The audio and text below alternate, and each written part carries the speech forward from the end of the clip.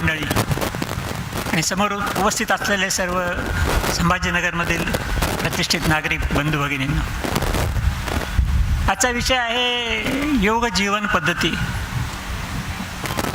त्यातला योग म्हणजे आपण पाहिलं की कल्पवृक्ष आहे. त्याला माहीत असेल, कल्पवृक्ष हा एक वृक्ष आहे की ज्याच्या सावलीखाली बसलं की मनात येईल ती इच्छा पूर्ण होते, अशी संकल्पना आहे अर्थात. पण मग हा वृक्ष मिळतो कुठे, तर तो आहे स्वर्गात. त्यामुळे सामान्य माणसाला ते शक्य नाही. पण ही संकल्पना जरी सोडली तरी प्रत्यक्ष योगाकडे पाहिल्यानंतर आमच्या असं लक्षात येते की योग हा एक कल्पवृक्ष आहे आणि तो आपल्या पृथ्वी तलावरती आहे. आणि तसं पाहायला गेलं संभाजीनगरमध्ये पण आहे की ज्याचा अभ्यास केल्यानंतर आपले सगळे प्रश्न सुटतात. आणि तेच आपण आज बघणार आहोत सगळ्या ह्याच्यात, की आपल्या जीवनामधल्या निराळे प्रश्न ही सगळी मंडळी आपल्याकडे मांडणार आहेत आणि ती योगातनं कशी सुटतील हे आपण बघणार आहोत. म्हणजे आजचा कार्यक्रम हा आपल्याकरता ज्ञान, मनोरंजन आणि मार्गदर्शन पण असणार आहे. यातनं निश्चितपणे आपल्याला काही गोष्टी घेऊन जाता येतील, काही गोष्टी अंमलात आणता येतील आणि आपल्या जीवनामध्ये जास्तीत चांगला आनंद फुलवता येऊ शकेल. तर जीवन म्हणजे काय, तर जन्म आणि मरण याच्यामधलं अंतर आहे. जन्मही आपल्या हातात नाही, मृत्यू पण आपल्या हातात नाही. पण त्याच्यामधलं जे अंतर आहे जीवन, ते पूर्णपणे आपल्या हातामध्ये आहे. इतर प्राण्यांचा विचार केला तर ते त्यांच्या हातातही नाही आहे. इतर प्राणी ठरल्याप्रमाणे जगतात, ते ठरल्याप्रमाणे मरतात. त्यांना असं काही चॉईस नाही आहे कसं जगलं पाहिजे याचा. पण हा चॉईस आपल्याला आहे, मनुष्य प्राण्याला आहे की तुम्ही कसं जगायचं. आणि तोच विषय आजचा आहे की आपण कसं जगतो हे पहिले लक्षात घेतलं पाहिजे आणि ते आपण बघणार आहोत. आणि मग ते चांगलं होण्याकरता काय करायला पाहिजे. आणि सगळ्यात शेवटी प्रत्येक माणसाला आपल्या जीवनात सुख, समाधान, आनंद पाहिजे. मग तो त्यांना कसा निर्माण करता येईल, मुख्यतः योगाच्या साह्याने, ते पण आपण समजून घेणार आहोत.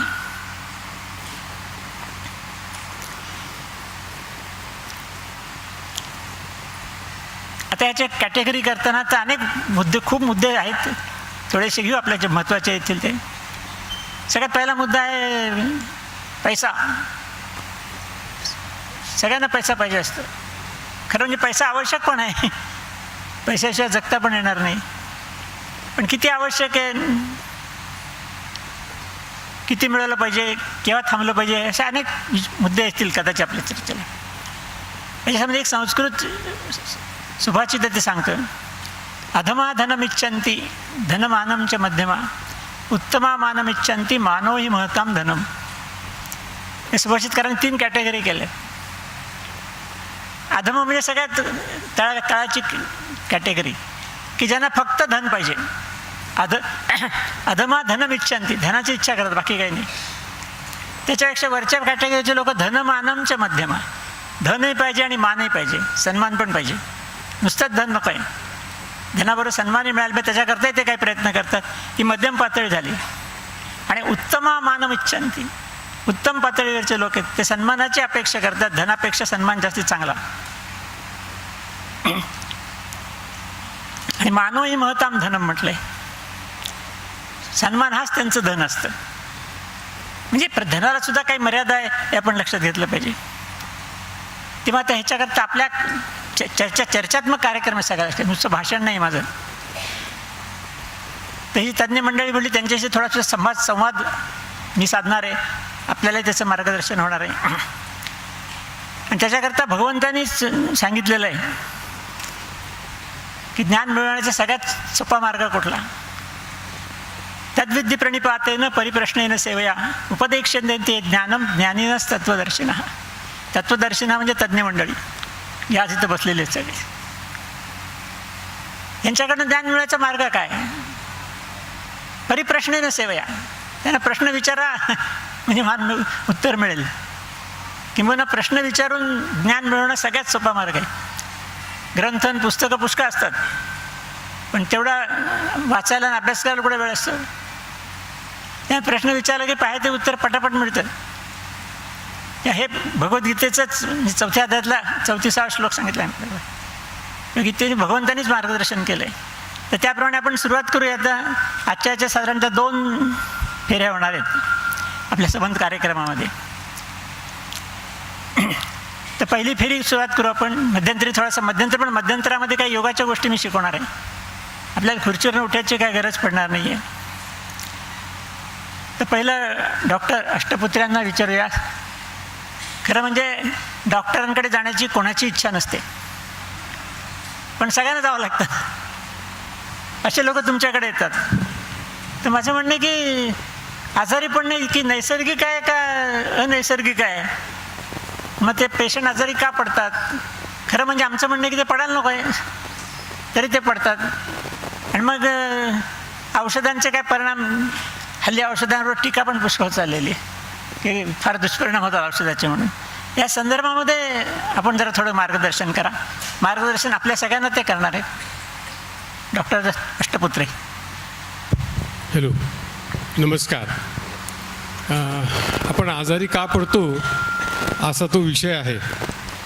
आणि गुरुजी आता म्हणाले की कुणाला डॉक्टरकडे यावंसं वाटत नसतं, परंतु गंमत अशी आहे की काही जरी झालं तरी ते डॉक्टरांनीच बरं करावं असं मात्र नक्की आहे. आपलं जे शरीर आहे ते पृथ्वी, आप, तेज, वायू, आकाश यांनी बनलेलं आहे, हे सर्वांना माहीत आहे. ह्याला लय आहे, विलय आहे, जन्मला आहे आणि आपण संपणार पण आहे. मग अशा या शरीराला आजार येतो कसा हे पाहणं देखील उद्बोधक आहे. पण तुम्हाला मी जे सांगणार आहे ना ते तुम्हाला माहीत नाही असं नक्की नाही आहे. तुम्हाला माहीत असली गोष्ट फक्त माझ्या तोंडून मी व्यक्त करणार आहे.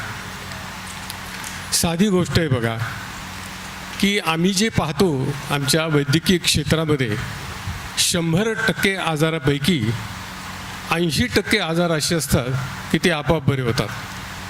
आणि अख्खं वैद्यकीय क्षेत्र हे निव्वळ या 80% आपोआप बरं होणाऱ्या आजारावर जगतं आहे.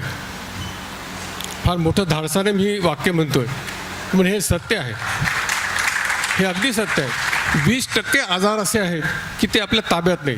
उदाहरणार्थ, तुमचा काही दोष नाही आणि एखादी गाडी येऊन आदळली तर तुम्ही अपघातात सापडता.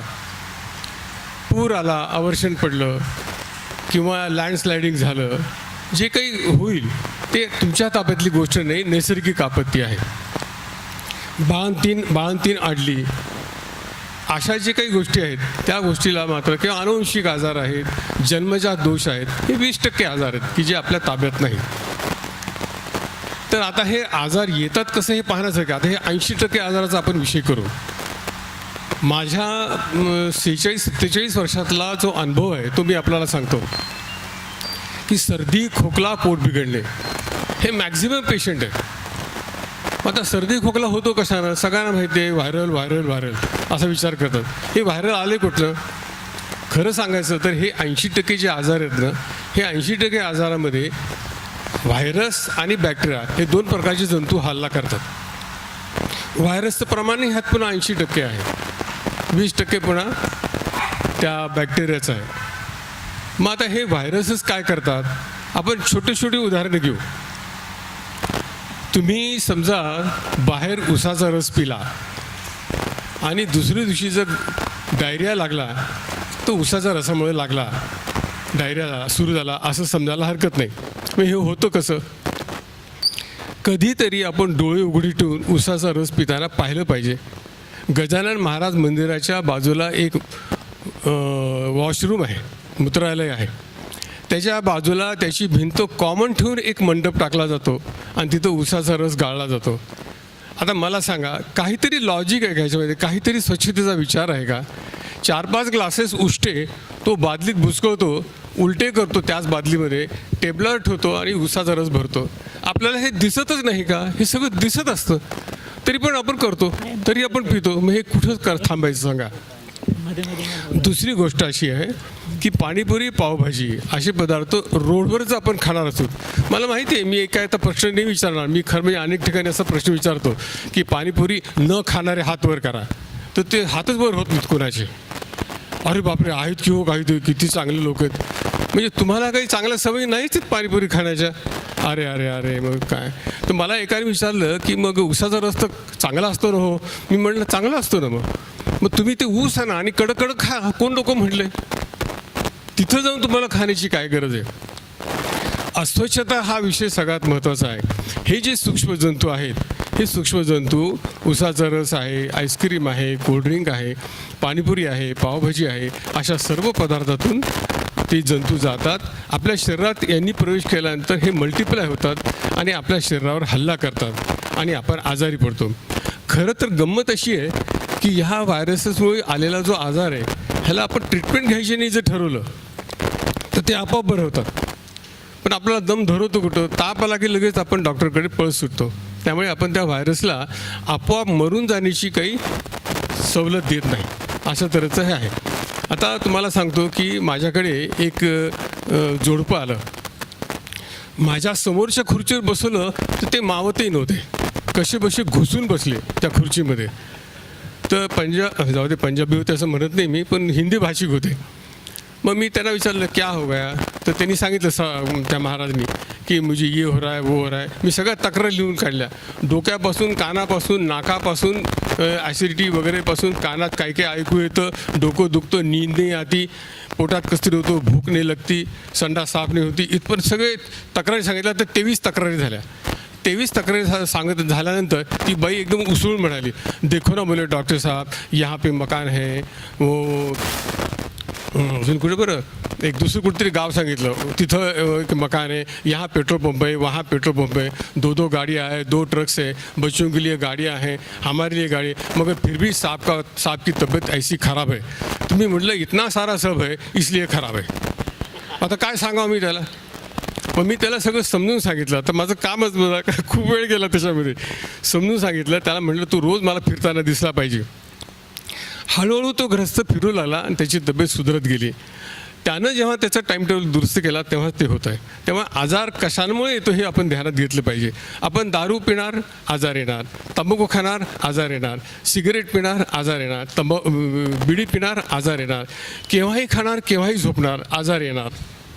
एक माझ्याकडे येणाऱ्या काही पेशंटपैकी 100 पेशंटपैकी 95 पेशंट अशा असतात की ते म्हणतात आम्हाला ॲसिडिटी आहे.